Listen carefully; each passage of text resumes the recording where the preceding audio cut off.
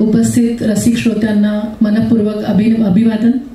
मगाशी गुलाबी विषय चालला होता, त्याच्यावरनं एक गुलाबी म्हटलं की आमच्या व्यंकटेश कुलकर्णी यांचा शेर लक्षात येतो। पल्लवी, तुझ्यासाठी येतो खास शेर।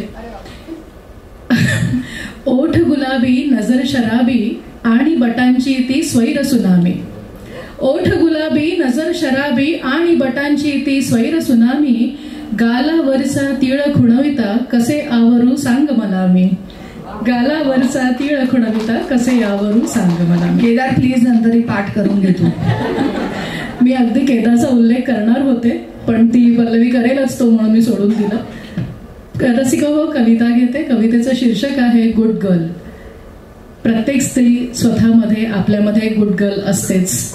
ती गुड गर्ल कधी कधी तिला सापडते, कधी कधी सापडत नाही। इच्छेविरुद्ध गोष्टी करून मिळवायचा नाहीये तिला गुड गर्लचा किताब। इच्छेविरुद्ध गोष्टी करून मिळवायचा नाहीये तिला गुड गर्लचा किताब। वेळोवेळी मन मारून मिळवायचाही नाहीये चांगुलपणाचा टॅग। कंटाळा आलाय तिला शहाणं वागून, कंटाळा आलाय तिला शहाणं वागून। तिला व्हायचं नाहीये शहाणी सकाळ, तिला व्हायचंय वेडी रात्र। तिला व्हायचं नाहीये शहाणी सकाळ, तिला व्हायचंय वेडी रात्र। स्वतःभोवती बांधलेल्या आदर्शवादाच्या भिंती फोडून फरार व्हायचंय तिला या आदर्श तुरुंगातून। तिला खुणावतीये तिच्यातली एक वेडी मुलगी। तिला खुणावतीये तिच्यातली एक वेडी मुलगी। निखळ निरागस अल्लड अवखळ, निखळ निरागस अल्लड अवखळ, उद्धट वात्रट खट्याळ नाठाळ। तिला साथ घालतोय तिच्यातला हिरवागार आलेख।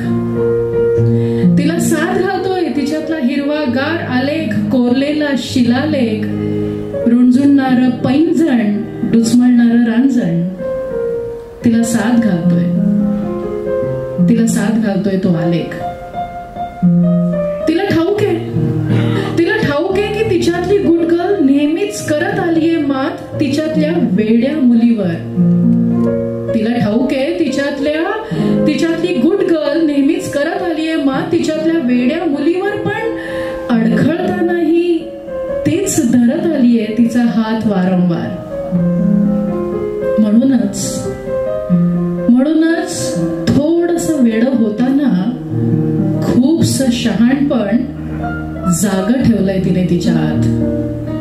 म्हणूनच थोडंसं वेड होताना खूपसं शहाणपण जागं ठेवलंय तिने तिच्या आत। या शहाण्या जगात